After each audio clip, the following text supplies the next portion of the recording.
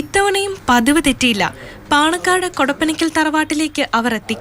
സമ്മാനം നൽകിയും മധുരം നുകർന്നുമെല്ലാം സ്നേഹം പങ്കിട്ടു. ക്രിസ്മസ് കാലത്ത് ഈ കാഴ്ച പാണക്കാട്ട് പതിവാണ്. ക്രിസ്മസ് സന്ദേശവുമായി എത്തിയ വൈദികരെ സാദിഖ് അലി ശിഹാബ് തങ്ങൾ സ്വീകരിച്ചു. വിശ്വാസങ്ങളും മറ്റുമൊക്കെ വ്യത്യസ്തമായിരിക്കാം, പക്ഷേ ആ വിശ്വാസങ്ങൾ നമുക്ക് നൽകുന്ന മൂല്യങ്ങളൊന്നാണ്. സ്നേഹവും സൗഹാർദ്ദവും സഹിഷ്ണുതയും എല്ലാ മതങ്ങളും നൽകുന്ന മൂല്യങ്ങളൊന്നാണ്. അപ്പോൾ ആ മൂല്യങ്ങളെ നമ്മൾ പ്രോത്സാഹിപ്പിക്കുക, ആ മൂല്യങ്ങളിൽ നമ്മൾ ഒരുമിച്ച് കൂടുക, ഒരുമിച്ച് ചേരുക.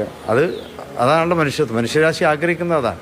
ഇന്ത്യക്ക് എപ്പോഴും ഒരു മാതൃകയായി നിൽക്കുന്ന സ്റ്റേറ്റ് ആയിരിക്കണം കേരളം. അതുതന്നെയാണ് മതസൗഹാർദ്ദത്തിൻ്റെ കാര്യത്തിലും അതുതന്നെയാണ്. അപ്പോൾ അതുകൊണ്ട് ക്രിസ്മസ് ആ സൗഹൃദം ഒന്നുകൂടി ഉച്ചസ്ഥലം പ്രഖ്യാപിക്കുന്ന വേളയാവട്ടെ എന്നുള്ള നിലയിൽ എല്ലാവർക്കും ക്രിസ്മസ് ആശംസകൾ നേരും.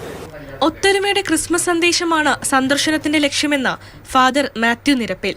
സ്നേഹത്തിൻ്റെയും സാഹോദര്യത്തിൻ്റെയും മൂല്യങ്ങൾ വർദ്ധിപ്പിക്കുക എന്ന് തന്നെയാണ് ക്രിസ്മസ് നമ്മളോട് പറഞ്ഞു തരുന്നത്. അപ്പം അതുകൊണ്ട് തന്നെ ഇങ്ങനെയുള്ള കൂട്ടായ്മകൾ, മതസൗഹാർദ്ദ കൂട്ടായ്മകൾ എപ്പോഴും സ്നേഹത്തിന് നമ്മളെ ഒരുമിപ്പിക്കുന്നതാണ്. വ്യത്യസ്ത ആചാരങ്ങളിലും സ്നേഹത്തിന്റെ കൂട്ടായ്മകൾ കാത്തു സൂക്ഷിക്കണമെന്ന് പാണക്കാട് തറവാട്ടിൽ നിന്ന് എന്നും കണ്ടിട്ടുണ്ട്. മാതൃഭൂമി ന്യൂസ്, മലപ്പുറം.